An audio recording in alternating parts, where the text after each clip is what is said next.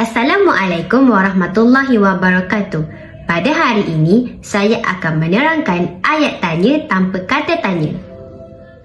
Ayat tanya tanpa kata tanya ialah ayat yang digunakan untuk bertanya sesuatu tanpa menggunakan kata tanya. Seperti yang kita tahu, kata tanya terdiri daripada siapa, apa, bagaimana, mengapa, di mana dan bila. Ayat tanya tanpa kata tanya diakhiri dengan tanda soal dan intonasi suara naik semasa membaca.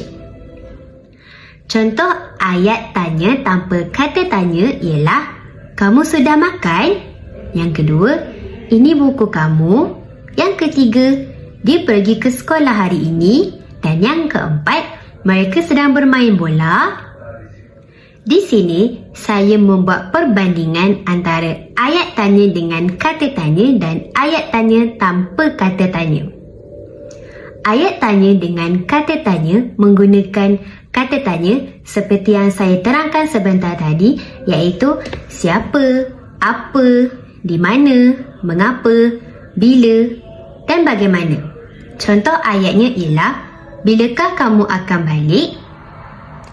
Ayat tanya tanpa kata tanya tidak menggunakan kata tanya. Contoh ayatnya ialah, kamu akan balik hari ini?